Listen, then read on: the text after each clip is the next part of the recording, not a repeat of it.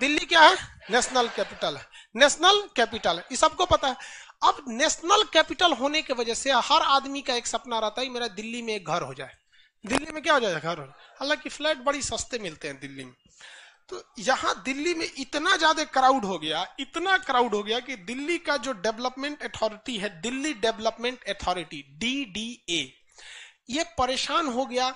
दिल्ली की नगर निगम परेशान हो गई कि भाई लोग इतने लोग को रखा कहां से जाएगा। तो ये नेशनल कैपिटल पूरी तरह से दिल्ली भर गया। तो दिमाग लगाया गया कि क्यों ना हम थोड़ा सा एरिया किससे ले ले, यूपी से ले ले, और थोड़ा एरिया हरियाणा से ले ले, और इस एरिया में इस तरह से सुविधा रखें कि यह एरिया दिल्ली की तरह ही दिखने लगे। और इसमें जो है एकदम हूबहू सुविधा किसकी दी जाएगी? दिल्ली जैसे सुविधा दी जाएगी। तो ये एरिया कहलाएगा, मतलब ये भी नेशनल कैपिटल जो है इसके पास का एरिया है। तो एरिया को रीजन बोलते हैं कि नहीं कहते हैं? रीजन नहीं समझते हैं? रीजन मतलब रीजन बहाना नहीं, ये हमारा रीजन है, ये क्षेत्र। रीजन मतलब क्या होता है? क्षेत्र। तो नेशनल कैपिटल रीजन घोषित कर दिया गया बाहर के एरिया को कि भैया ये भी जो क्षेत्र है ना, ये नेशनल कैपिटल के ही समान रहेगा। तो दिल्ली तो हो गया नेशनल कैपिटल, इसके बाहर के क्षेत्र को कौन सा क्षेत्र घोषित किया गया? नेशनल कैपिटल रीजन, शॉर्टकट में NCR। NCR। तो दिल्ली के अगल बगल वाला क्षेत्र क्या कहलाएगा? NCR। कौन सा क्षेत्र कहलाएगा? NCR। तो दिल्ली NCR, इसलिए न्यूज में जब भी आएगा तो दोनों शब्द बोलता है, दिल्ली और NCR में बारिश हुई, मतलब बारिश दिल्ली में भी हुई है, NCR में भी हुई है। तो NCR का फायदा क्या बिहार को होगा? अगर NCR का फायदा बिहार को होगा, पूरा यूपी को घुसाना पड़ जाएगा इसमें, कभी नहीं होगा बिहार को। दिल्ली में ये यूपी सबसे ज्यादा जनसंख्या यूपी में। यूपी के लोग जब जाते थे तो वो ये सोचते थे कि हम दिल्ली के इस साइड में बस जाए, इस साइड में बस जाए, ताकि नदी हेलेंगे क्या आ जाएगा? यूपी। नदी हेलने के बाद क्या आ जाएगा? यूपी। तो यूपी से लोग जाते थे और दिल्ली के इस साइड में नहीं जाते थे। किस साइड में जाके बस जाते थे? इस साइड में, इसी साइड में बैठ जाते थे। इस साइड में दिल्ली का जो जगह था ओखला था। क्या नाम था? ओखला। दिल्ली में जगह का नाम है ओखला।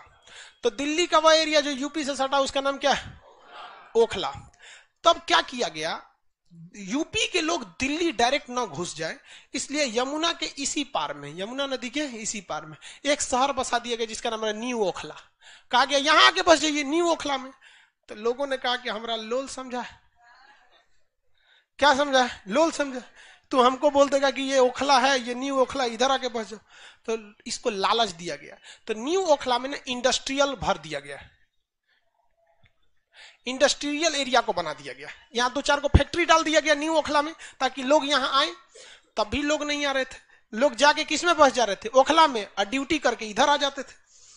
तो बहुत डेवलपमेंट सोचा गया कि अगर यूपी बिहार के लोगों का अगर पलायन ओखला की ओर रोकना है तो ये जो न्यू ओखला का इंडस्ट्रीज है इसे हर हाल में बहुत ही ज्यादा डेवलपमेंट करना पड़ेगा। और ये डेवलपमेंट एक ऐसी अथॉरिटी को दे दिया जाए, अथॉरिटी को क्या कर दिया जाए? दे दिया जाए, जिसका 24 घंटा यही काम है, जो यही सोचे कि ये जो न्यू ओखला बनाया गया है यमुना के इस साइड में, यूपी के साइड में, इसमें इंडस्ट्रियल डेवलपमेंट कैसे होगा।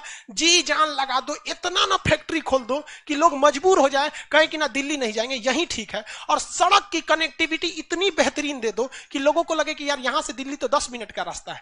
तो यहां पर लोगों के विकास को इस अथॉरिटी ने रोक दिया, पूरी तरह से डेवलपमेंट कर दिया। अब लोग नोएडा इसमें ओखला ना जाके किधर रुक जाते थे? न्यू ओखला में। तो न्यू ओखला को शॉर्टकट में न्यू क्या बन गया? New Okhla industrial development authority. तो ये नोएडा शहर हो गया।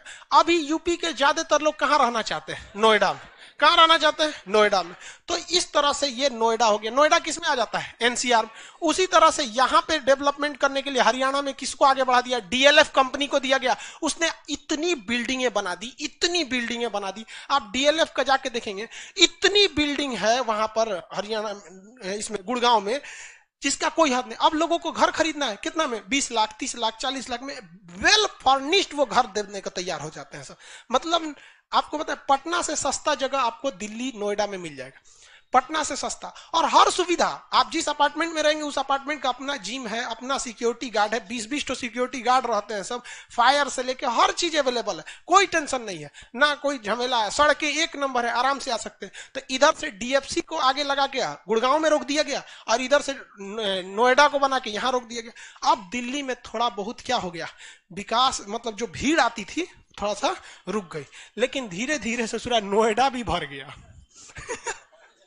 इतना ना डेवलप हुआ नोएडा में कि धीरे धीरे नोएडा भी भर गया। तो अब नोएडा को और बढ़ा के एक्सटेंशन नोएडा किया गया, फिर ग्रेटर नोएडा किया गया, और वो भी भर गया धीरे धीरे। अब दिल्ली को थोड़ा बहुत लेकिन राहत है, कोई भी आदमी जाता है तो नोएडा चला जाता है। इधर हरियाणा वाला सोचता है गुड़गांव में, प्रॉपर दिल्ली बहुत ही कंजस्टेड हो गई है।